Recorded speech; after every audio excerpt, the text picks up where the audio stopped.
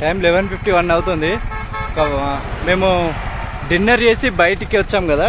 Dinner చేసి బయటకు వచ్చినాక ఆ హోటల్ నుంచి ఒక 3 కిలోమీటర్స్ రాగానే మనోని అంటే హైందవ్ది మొబైల్ జీపీఎస్ కోసం వాడే మొబైల్ అది మౌంట్ నుంచి జారి కింద పడిపోయింది. పడగానే ఒక 100 మీటర్స్ దాకా పోయిండు. ఇక మేము సడన్గా చెప్పేసరికి నేను రాఖీ దగ్గర ఉండే రాఖీ పోయి వెతికిండు కానీ ఎక్కడ దొరకలేదు.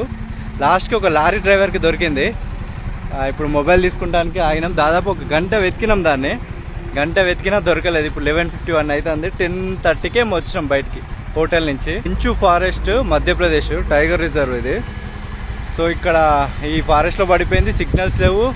లాస్ట్కి ఎట్నోట్లా దొరికితే ఒక లారీ డ్రైవర్ దొరికితే మేము ఫారెస్ట్లో లైట్గా సిగ్నల్ వచ్చిన కాడ ఫోన్ చేసినాం. ఫోన్ చేస్తే ఫోన్ రింగ్ అయింది. ఇట్లా నాకు దొరికింది, నేను ఫారెస్ట్ అవతల ఉన్నా రండి అంటే మళ్ళీ ఇటు వచ్చేసినాం. ఇలా దొరికిందా బ్రో?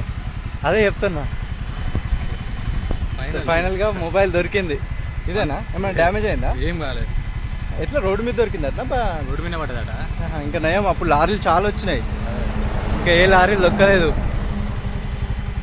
తీసేసి డైరెక్ట్ పెడితే అసలు లక్కీ అది ఫోన్ దొరకడు అయితే. ఎందుకంటే మిడ్-నైట్ 11 అవుతుంది, ఫారెస్ట్ మధ్యలో ఉన్నాం. సిగ్నల్స్ ఫోన్ చేయడానికి మాకు సిగ్నల్ లేదు, ఆ ఫోన్కి సిగ్నల్ లేదు. అతి కష్టమే సిగ్నల్ వచ్చిన ఏరియా పోయినా కాల్ చేస్తే ఫోన్ కూడా రింగ్ అయింది వెరైటీగా.